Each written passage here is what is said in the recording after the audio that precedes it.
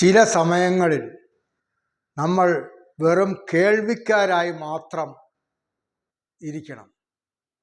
നാം നിശബ്ദരായിരിക്കണം. ഈ സന്ദർഭങ്ങൾ ഏതൊക്കെയാണെന്നറിയാമോ? ഒരുപാട് സന്ദർഭങ്ങളുണ്ട്. പ്രധാനപ്പെട്ട ഒരു 3 സംഗതികൾ പറയാം. ഒന്ന്, ഒരാൾ നിങ്ങളടുത്ത് വന്ന് അദ്ദേഹത്തിൻ്റെ ദുഃഖം പറയുന്നു. ദുഃഖം പറയുമ്പോൾ നമ്മൾ സാരമില്ല, കുഴപ്പമില്ല എന്നൊക്കെ ഇടയ്ക്ക് കയറി പറയുക എന്നതിനേക്കാൾ ഏറ്റവും ശ്രേഷ്ഠകരം അത് കേൾക്കുക എന്നുള്ളതാണ്. ഈ ഒരാൾ ദുഃഖം പറയുന്നത് വേറെ ആൾ കേൾക്കാനുണ്ടെങ്കിൽ അവർക്ക് ഭയങ്കര സന്തോഷമാണ്. അവരുടെ ദുഃഖത്തിന് കുറച്ച് ആശ്വാസം ഉണ്ടാവും. സന്തോഷം എന്ന് പറയുന്നത് എങ്ങനെയാണ് ഉണ്ടാകുന്നത്? ദുഃഖത്തിന് ആശ്വാസം വരുമ്പോൾ സന്തോഷം ഉണ്ടാകും. അതാണ് ഞാൻ ഭയങ്കര സന്തോഷം എന്ന് പറയുന്നത്.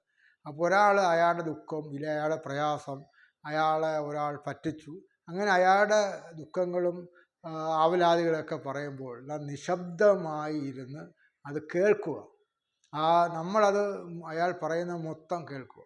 അപ്പോൾ അയാൾക്ക് പകുതി ആശ്വാസമാവും. അയാൾ ഈ പറയാനുള്ളത് മൊത്തം പറഞ്ഞു കഴിയുമ്പോൾ അയാൾക്ക് പകുതി ആശ്വാസമാവും. അപ്പോൾ അവിടെ കേൾവിക്കാരനായിട്ട് നമ്മൾ ഇരിക്കണം.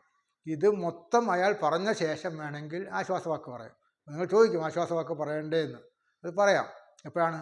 അയാൾ ഇതെല്ലാം പറഞ്ഞ് അയാൾ നിർത്തി കഴിയുമ്പോൾ പറയണം, സാരമില്ല, ഒന്നും ശാശ്വതമല്ല, നിങ്ങൾക്ക് അനുകൂലമായിട്ടൊരു സമയം വരും, അതുവരെ നിങ്ങൾ ക്ഷമിക്കുക എന്നൊക്കെ പറഞ്ഞിട്ട് ആ സന്ദർഭം അനുസരിച്ച് പറയേണ്ട വാക്കുകൾ പറഞ്ഞ് അയാളെ ആശ്വസിപ്പിക്കുക.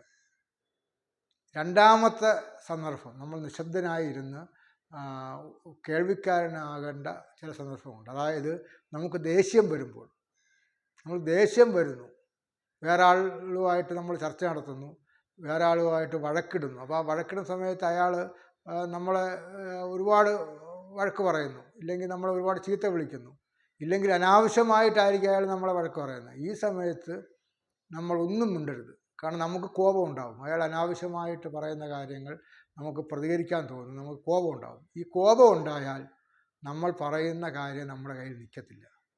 നമ്മൾ എന്തെങ്കിലുമൊക്കെ വിളിച്ച് പറയും.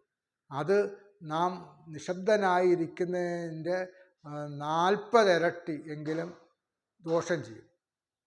അതാണ് പഠനങ്ങൾ പറയുന്നത്. നമ്മൾ ഒരു ദേഷ്യം വരുന്ന സമയത്ത് നിശബ്ദനായിരുന്നാൽ 40 മടങ്ങ് പ്രശ്നങ്ങൾ പരിഹരിക്കുമെന്നാണ്. അപ്പോൾ അത് നിങ്ങളൊന്ന് പരീക്ഷിച്ച് നോക്കുക. മൂന്നാമത്തെ ഒരു സന്ദർഭമുണ്ട്. അതായത് നമ്മൾ ഒരു സദസ്സിലിരിക്കുന്നു, ഇല്ലെങ്കിൽ വിവരമുള്ള ആൾക്കാരുമായിട്ട് സംസാരിക്കുന്നു. ആ സംസാരത്തിനിടയിൽ നമ്മുടെ അഭിപ്രായം പറയാതിരിക്കുന്നതാണ് നല്ലത്. നമ്മൾ നിശബ്ദനായി കേൾക്കുക. ഒരു കേൾവിക്കാരനാകുമ്പോൾ 2 കാര്യമുണ്ട്. ഒന്ന്, അയാൾക്ക് പറയാനുള്ളൊരു ത്വര ഉണ്ടാവും, അയാൾക്ക് സ്വയം ഒരു സന്തോഷമുണ്ടാവും.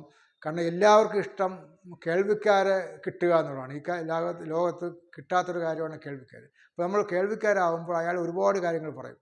ആ കാര്യങ്ങൾ നിശബ്ദനായിട്ടിരിക്കുമ്പോൾ നമുക്ക് ഒരുപാട് അറിവ് കിട്ടും. അയാൾ പറയുന്ന കുറേ കാര്യങ്ങൾ ചിലപ്പം കള്ളമായിരിക്കാം, ചിലപ്പം വെടിയായിരിക്കാം, ചിലപ്പം എന്തെങ്കിലുമൊക്കെ അയാളുടെ പൊങ്ങച്ചം പറയുമായിരിക്കാം. പക്ഷേ എങ്കിലും അയാൾ പറയുന്ന 100 കാര്യങ്ങളിൽ ഒരു കാര്യം നമുക്ക് പ്രയോജനമുള്ളതായിരിക്കും.